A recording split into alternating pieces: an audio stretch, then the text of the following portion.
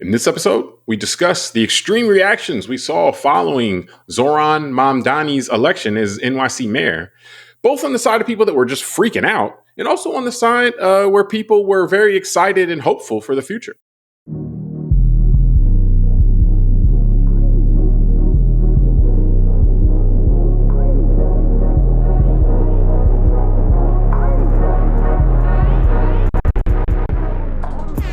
Hello. Welcome to the Call Like I See It podcast. I'm James Keys, and joining me today is a man who from time to time will drop something in that's so clever, it'll make him say, Tunde Ogunlana. Tunde, you ready to break him off something today? Yes, sir. I'll leave it at that. Let's go.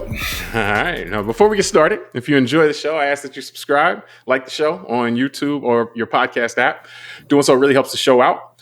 We're recording on November 11th, 2025. And Tunde, I suppose that the sky is officially falling now because last week, Democratic Socialist Zoran Mamdani won the New York City mayor election. Since then, we've seen, that night, when he gave his acceptance victory speech and, it was like WWE style. He's in there and the people are charged up and happy. And we've also seen, in many media spaces and all over, a lot of people freaking out. We've seen steady stream of rich people, politicians on both sides of the aisle, media elites. I mean, just telling us that the sky has fallen and this is all going to be so terrible and we need to all be so afraid.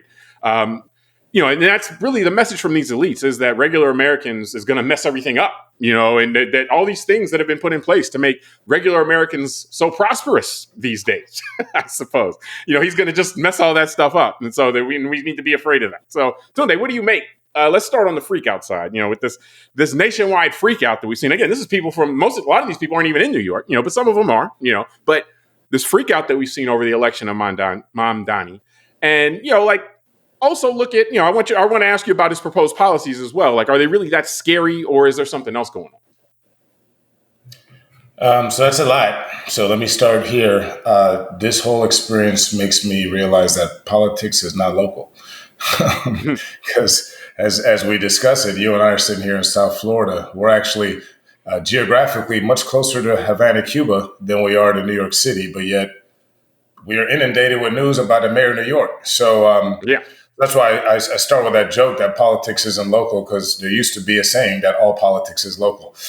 So I tend to know what's going on more in New York City's, electoral race. Mayor race, than I do in the city of Fort Lauderdale, which I live in, or what's going on in Miami, which, is very populated. So, and probably affects my day-to-day life much more than what's going on in Miami. Yeah. So I just say that for us here to kind of set the stage and for the audience, that I think that we all have to be reminded that this is, I guess this is my answer, James. This is hysteria. I think obviously way more hysteria from people that are concerned and nervous about whatever this election means. And also, I'd say the minority of hysteria from people that support it.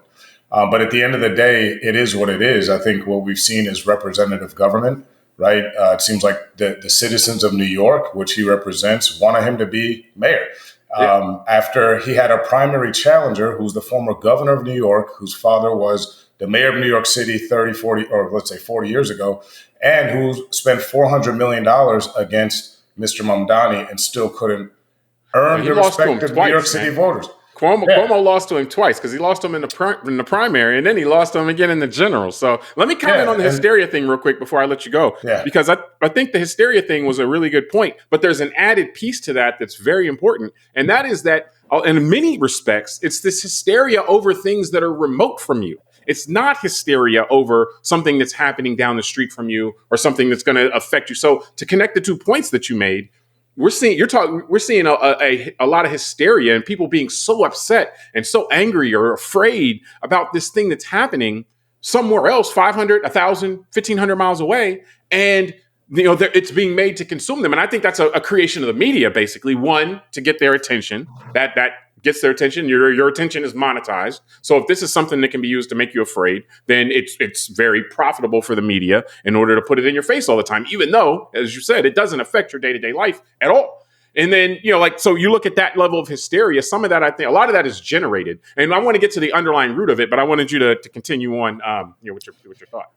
Yeah, and so no, and I think that's a good point you make about the media. That's why I make that joke at the beginning that That's what I'm saying. I was politics connecting isn't those two local. things Yeah, that you said, basically. it's that we are all now deciding who should be mayor of a city that we don't live in, right, and all that kind of stuff. Or more And I don't importantly, though, mean to. we're all very, very, very, very passionately concerned about it. Like, Yeah. why do we care so much about what's going on, with the mayor of New York? Like, generally, why anyone who's not in New York City or maybe in a suburb of New York City, why is that taking up any space in your emotional Well, because kind of James, calculation? it's all about tribalism and it's all about divide and conquer, which we've discussed many times of dividing the American electorate so that they're not united to kind of see what the real threats are that they all complain about, right? Like higher prices and all these things. And we don't seem to really get people in power who address those things directly.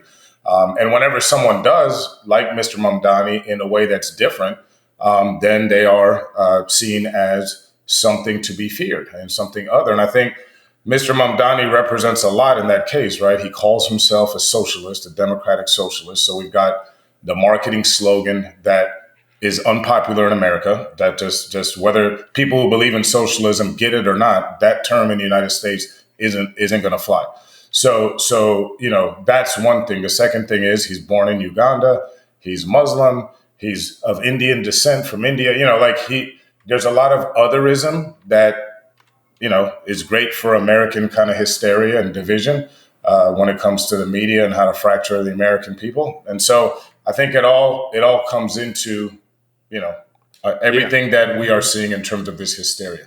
Yeah, and I think that another thing I'd piggyback on what you said is kind of, the distraction element. I don't want to go down that path, but the thing actually that stands out to me is when you look at the two candidates, so the surprising candidate, the out of the ordinary candidate was Mamdani. The quote unquote normal candidate was Cuomo, and Cuomo's a disgraced former governor. This guy is not the fact that he was the white knight to a lot of these people that are freaking out is mind-boggling to me. So if our politician is corrupt, that's the norm. If our politician has done all this crazy stuff or been accused of all this crazy stuff to the women in his campaign and stuff like that, oh yeah, we're comfortable with that. That makes us feel safe and normal, But if a guy's is giving voice to the anxieties and the fears of people and an approach, trying a different approach, whether you agree right now with what it is that he's saying he wants to do, you have to acknowledge that one, he is acknowledging a problem that many Americans feel, many Americans see, and that he's doing something other than recycling the same old solutions that have failed over and over again over the past few decades. He's doing something, saying, let's try something different. And you can stop there and say, okay, that's not crazy. That sounds pretty normal. If you have a problem, it's been getting worse for decades, and one person's selling you the same old solutions, and another person say, hey, let's try something different. If you stop it there, it's obvious you go for the person that's saying, let's try something different. So, but this freak out is like, hey, we should have elected the disgraced guy, the guy that got ran out of the governor's office. Then we'd all feel cool. We'd all feel safe. So it really does kind of illustrate where we are in our politics, that the guy who has been accused and allow these alleged problems and stuff like that, that's the guy that many people feel comfortable with. And the guy that's saying, hey, we have some problems here that aren't being solved by the existing approach, let's try some different stuff, that's the guy that everybody's freaking out about. Or not everybody, but a lot of people are freaking out about. And to the voters of New York, to their credit, it's like, hey, let's not beat our head on the same wall again. Let's not look for the comfort of the familiar, but the allegedly corrupt. And, let's do something, let's try something new. And so, on one hand, I understand it, because trying something new, like many people in life, make the same mistakes over and over again, because trying something new a lot of times is something to be afraid of for a lot of people. So I get it on just that level. But the fact that, if it was Mamdani against another fresh-faced person who, was just kind of maybe, even if it was a fresh-faced person who was recycling the same old ideas, I would understand kind of the freak out and saying, oh, we should have gone with the guy who was just more conventional, more than saying, the freak out is basically saying we should have went with this disgraced guy over the new guy. It is whatever the disgraced guy was, we want that. So that to me was just we're in a bad spot when the safe pick, according to a lot of these elites, is the disgraced guy. Like that just blew my mind. And so I know you touched on this a little bit, but I wanted to hit it very directly. I wanted to ask you, your thoughts on Mamdani being able to have so much success running as a democratic socialist. Like, socialist is in the name. And do you think that is something where, because many people around the country are like freaking out because he calls himself a socialist. Like, and that I've heard that many times. I know you've heard that, he's a socialist. He calls himself a socialist. And, like that labels, you and I have certain feelings about how these labels are used nowadays. But nonetheless, does New York, do you think, like they have something for socialism maybe? Like maybe they're not as fearful of the socialism tag as a lot of us are? Or maybe Mamdani is such a magnetic guy that, he overcame that. Like he actually may have done better if he didn't use the socialist tag, or, maybe, this is something where maybe the system's out of whack and people are starting to look around for alternate ideas, and the idea of a socialist may not be as toxic to many people as it has been maybe throughout our lives. So, I mean, what do you think, on the fact that a guy who calls himself a democratic socialist was able to win? I don't think much about the label and the title in that sense. I think that there's a lot of other factors that played into him winning. Like you said, he seems to be a magnetic guy. I think that he did the exact same thing that Donald Trump did in 2016, which is using the new technology to leapfrog the existing hierarchy and structure within his own party. And money. And the money kind of, exactly. the fixed money. Yeah, that's a good point. Correct. So Donald Trump used Twitter at the time. And you're right. He ran the campaign on a shoestring budget in comparison to the other nominees in 2016 who had the more traditional campaign apparatus where they were fundraising and doing those kind of things through the old means, the regular old means of political class. 100%. So, like, instead of buying ads, he would do things on Twitter that would get news coverage. And in that news coverage, he didn't pay for that, but that served as ads for him, basically. And Mamdani did the same thing with all the viral stuff. Exactly, with TikTok. Yeah. Exactly. So the point is, yes, I think that's why, James, I think, I started thinking about and preparing today and being like,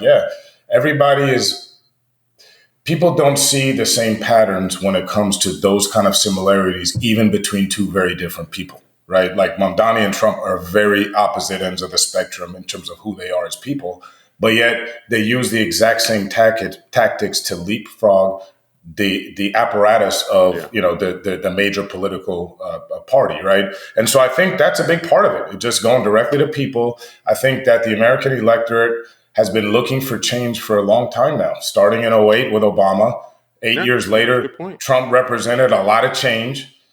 Biden represented change from Trump, and now Trump was changed from where people felt the country was going under Biden. So we want to change every time there's an election. Yeah, I mean, it's kind of, but here's the thing. Now, give us something else.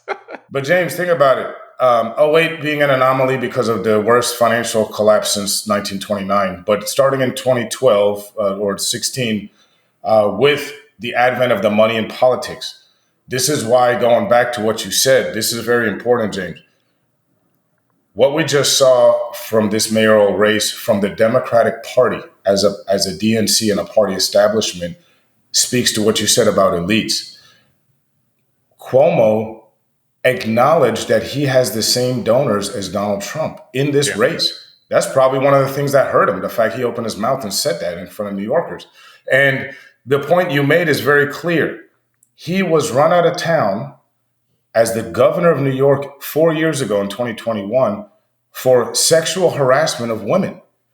So what is the Democratic Party telling its base? Like, are they about protecting women, which they spend a lot of time publicly, marketing, or are they going to be about protecting money or perceived protecting money by electing in this guy back into power? This guy's the safe guy. He was the safe guy. Yeah, that's what I'm saying. Yeah. And then think about this.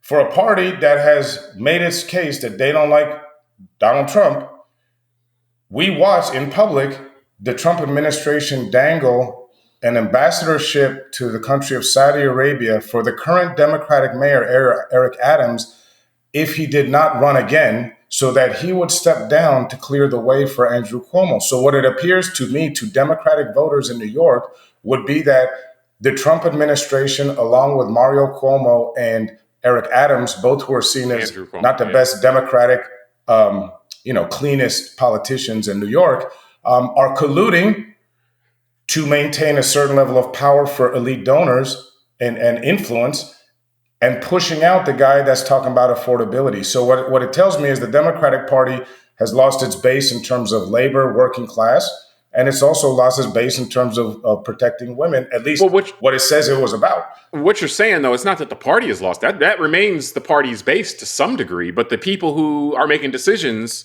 for the party and the direction of the party have lost that. Like there's a disconnect basically between the party elites and the rest of the party, where the party elites look like they just want to be Republican light or Republican nice. And then you have this group of people in the party that are saying, no, we want to try to make the system work better for people. And I think that's actually, I think you raised a good point as far as how Mamdani got his messaging out and how he made himself able to compete and beat people with much larger budgets than he did. But I think that there are two things. One, I think that where he really was able to connect with people is that the things he talked about were things that did affect their day-to-day life. And so to me, it was encouraging to me that people will still respond to things that are, the kitchen table issues, affordability, hey, let's have a little bit better of a life. Like not saying we need to give everything to everybody all the time, but the way things are being run right now, it makes it overly difficult for you to live your life. Let's see if we can do things to lessen the burden a little bit. So I think that him talking to those concerns and presenting ideas, new ideas, again, whether or not those ideas are good ideas, whether those ideas would work, but just presenting, not saying, hey, let's just keep doing what we're doing. Hey, I'll give you a tax credit. But presenting an idea, like thinking outside of the box. I'm happy that was rewarded. And I think that's helpful that he's speaking to those concerns. On the flip side, I think that him using the socialist term was a blunder. Now, and I've said this before, I'm going to lay it out again. I think that the labels people use in politics are only gang signs, basically. They're only signifiers of kind of what team you're on, or, they're there to elicit an emotional response to people. That's it. The labels are not descriptive of what you want to do. My example of this, the best example I think is the fact that the people in the United States who call themselves conservatives are radical. They want to change everything. They want to change everything very fast. That's not a conservative ethos. Conservative ethos is preserve the status quo. Any kind of change moves very slowly because you have to be skeptical of big changes, because big changes can create unintended consequences, and we want to avoid that and so forth. That's a conservative ethos. The people who call themselves conservatives here want to change things quickly. They want to say, hey, let's just put tariffs on things all the time, or let's we're not happy about an election. Let's rush the Capitol. That's not even if you're not happy about an election. If you're a conservative, you wouldn't rush the Capitol. You would step by step procedurally try to unwind things and then have a report or a lawsuit a few years later or something like that. Merrick Garland is a conservative, so to speak, and the way he approached his attorney general job. So the fact that the wording conservative makes people feel comforted. It's like, okay, we use conservative to make you feel like we're okay. We're with you, and so I think that the idea of Mamdani using the term socialist to describe himself it's kind of like a thumb in the eye of people, because that's a word that people have a feeling about, a certain feeling about, even though there's so much socialism built into the American system right now. A long time ago, FDR incorporated elements of socialism into the American system to, quote unquote, save capitalism, much to the chagrin, if you learn your history, much to the chagrin of the real socialists that were like, oh, capitalism was about to fail. You just saved it with some of our ideas.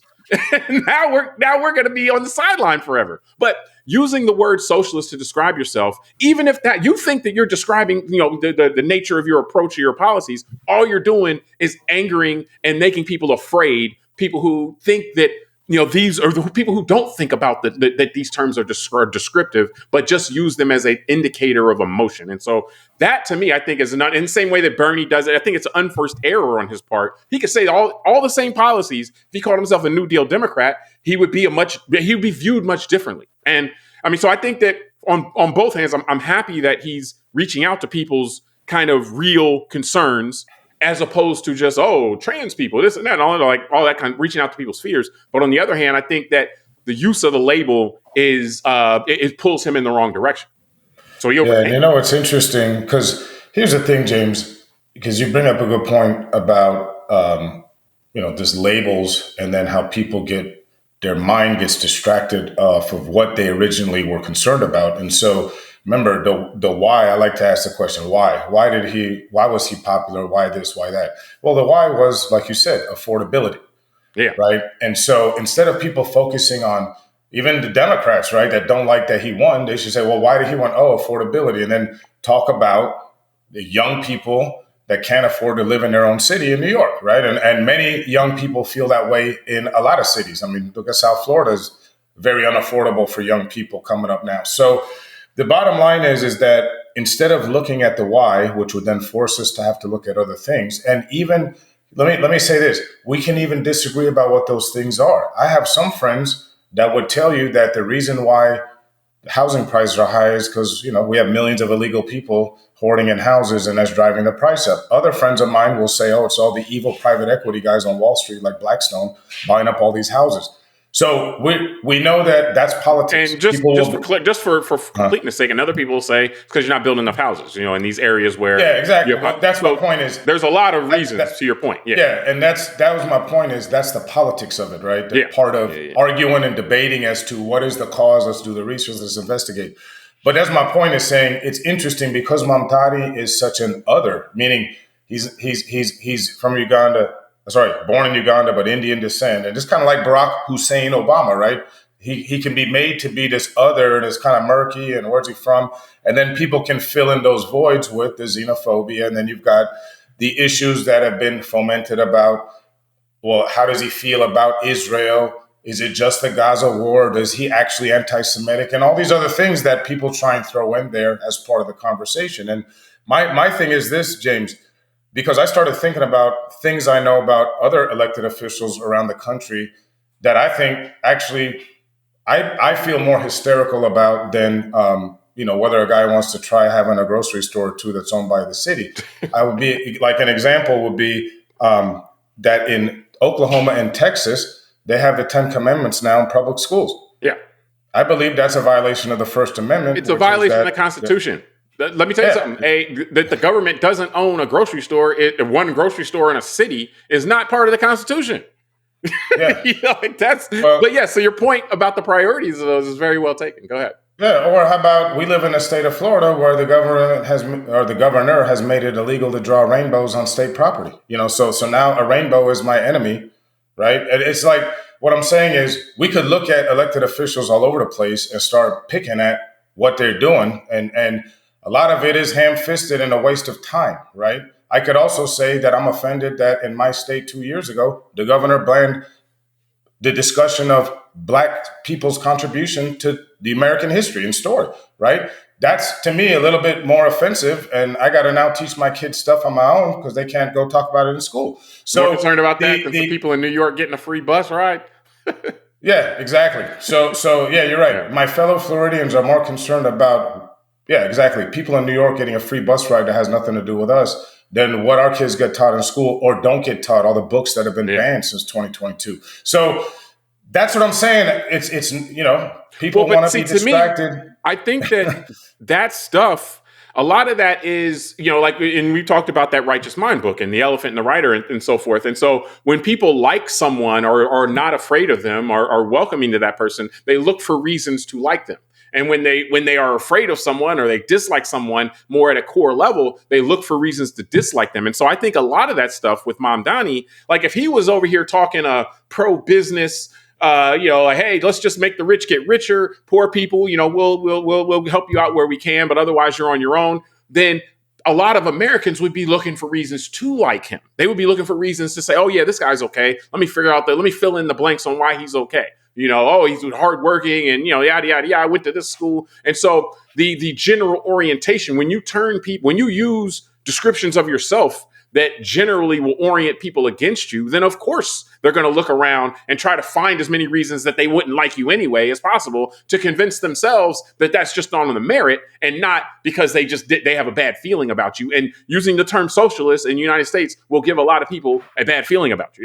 That's just the way it goes. And so, and again, I just think that smart people need to start recognizing that the labels that people use are not descriptive. They're not descriptive labels. They are they're gang signs. That's it.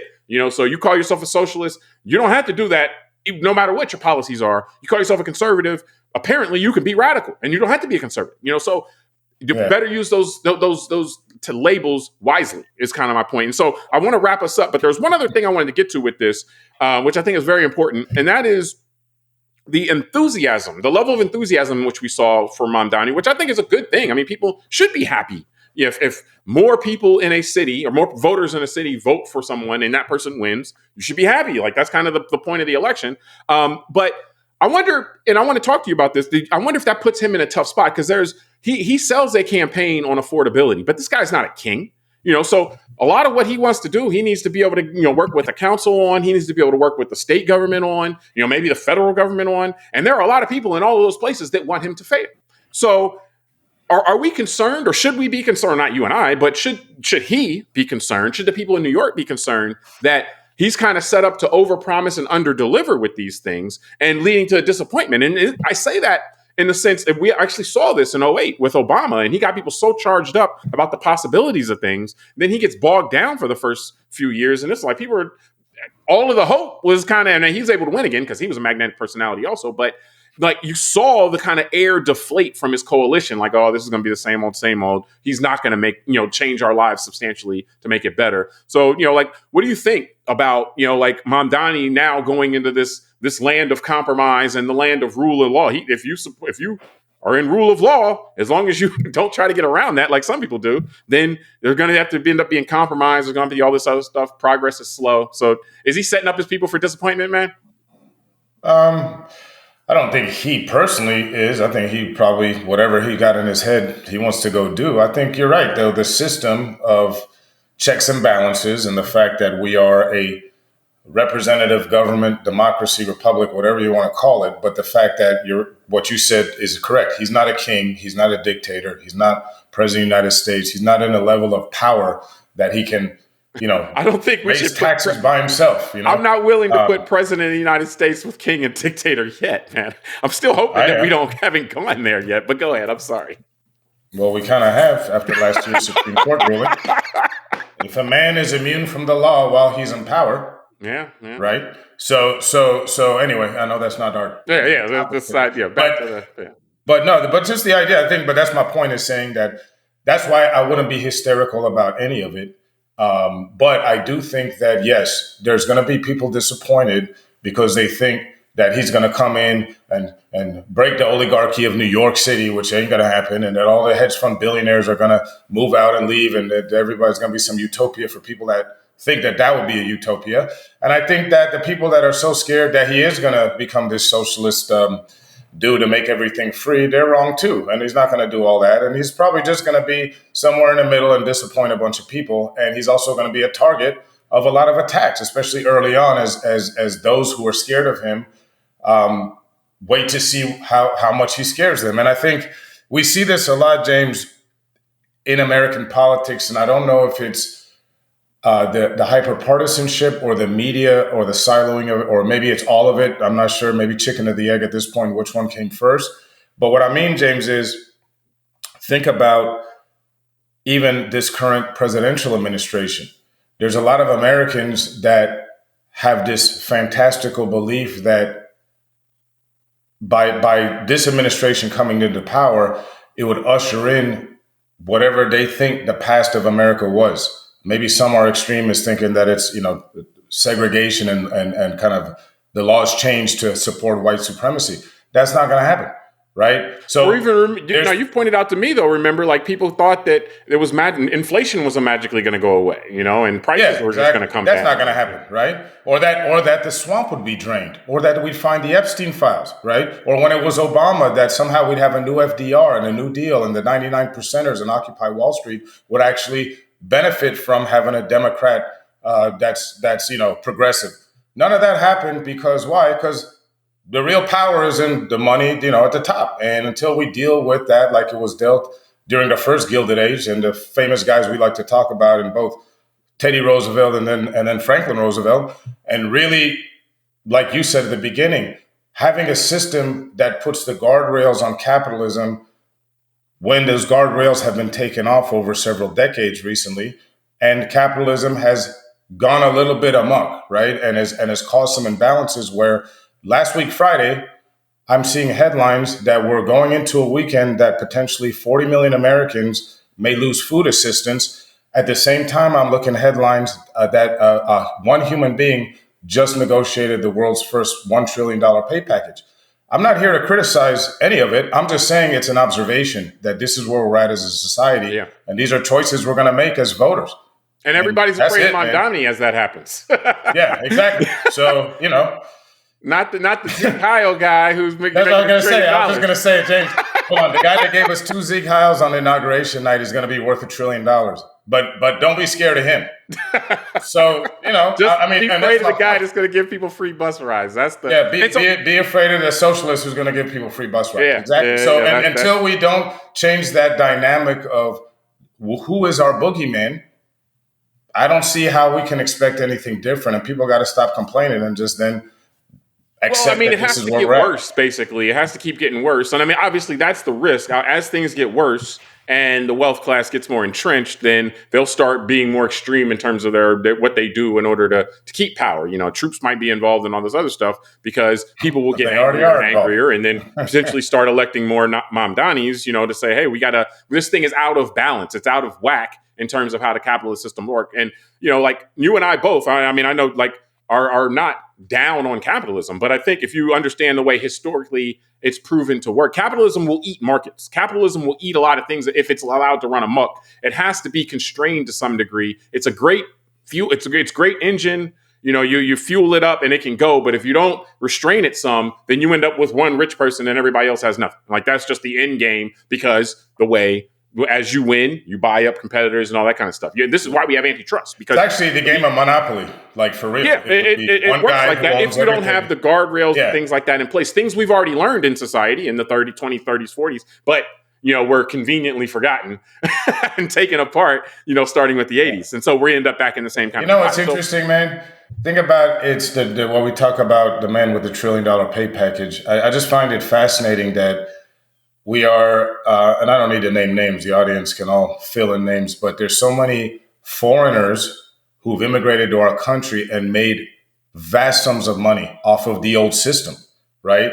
And now that they're in power, they want to now dismantle it for the rest of us Americans. And I'm not even xenophobic. Once they won, I'm about to be America first up in this piece. Yeah, no. I mean, that's one, again, another one of these slogans that some people think it means what it says, but it actually doesn't. It's just meant to evoke a certain feeling in certain people so that they'll look the other way or whatever. But to me, I think for Mamdani, I think he is in a tough spot. Anytime you sell change, you have to then either deliver change and or be so magnetic that people are willing to overlook, be so magnetic and then make people feel good about what's going on enough that they'll overlook the fact that their lives haven't changed that much. And so there is a dance basically that has to be done. I think he does need to try to at least do some things, whatever's in his power or whatever he can negotiate, compromise. Coming in, talking big is helpful for a subsequent negotiation. If he's going to come in saying, I'm going to do this, and this, if he can get 2 of those done through compromise, then hey, he's winning, because he had none of them done beforehand. So I think the big talk can be helpful if it's used to force concessions into compromise. So I think he needs to accomplish something. But I also think, and this is where a lot of times I see politicians, especially executive politicians, miss the boat on, is that he also is going to have to continue to try to make people feel better about what's going on, make people buy into what's going on and what he's doing and so forth. He seems to have the personality and the approach to be able to do that. But I think it's very important. If you just disappear now and you're not connected to the people anymore, you're not actively tending to try to make them feel better about what's going on, then you're going to lose them. And then it's going to be a hard fall because their hopes were so high. And the higher your hopes are, the lower they can drop once you lose them. So, I think he's able to do it. I'm happy that you have somebody who's actually going to try to make people's lives better. The contrast, I would say, and I'll finish up after this, is that a lot of times you see politicians in the United States that try to make their constituents feel better by actually making other people's lives worse. And that's been proven effective in the United States. So, over the years and presently, hey, I'm going to make these other people's lives crap. And then I'll make you feel better that way and I'll show you, I'll take cameras with me and stuff like when I go and try to make these people feel like crap. And so at least with the Mamdani situation, it's encouraging that he's saying, I'm going to try to make your lives feel better by trying to make the system more fair And that's much better than I'm going to try to make your lives better by trying to make these other people feel like crap, or let me go step on these other people so that you can feel better. So it's better than that alternative. And we'll see how it plays out. But it's definitely a tightrope that he has to walk, because the people's hopes are so high that he's rolling with, or that are rolling with him. So anything before we close? Yeah, man. That division of making other Americans feel good by stepping on others is what's going to allow me to take great advantage of bonus depreciation for more tax cuts. And I'm going to buy a new S-Class and fully deduct it, because people want to be distracted and be told that someone else is coming in to replace them or to take their job or whatever. And so that way I can ride the coattails of the billionaire class that gets the tax cuts. Even though I'm not a billionaire, I'll play the game. And that's exactly what I'm going to keep doing until people want to figure it out. So that'll be my America First rant to finish this discussion. Well, I mean, if you see the game that's being played, like nobody's asking to take a vow of poverty here, so that's the game that's being played. That's my nihilism. Yeah, you can try to make people a little wiser, but nobody's asking you to take a vow of poverty here. I can't. I got to use my brain for something positive and to do calculations and keep myself busy. So I might as well be working this tax code than, watching this disaster we call American kind of culture and politics in public. So, well, it's messy, man. It's always going to be messy. Yeah, I know. But I think we can. I do like the concept. I said that we live closer to Havana than New York. I didn't think about that until this show. That's kind of cool. But we appreciate everybody for joining us on this episode of Call Like I See It. Subscribe to the podcast, rate it, review it, tell us what you think, send it to a friend. Until next time, I'm James Keys. I'm Tunde Ogunlana. All right, we'll talk soon.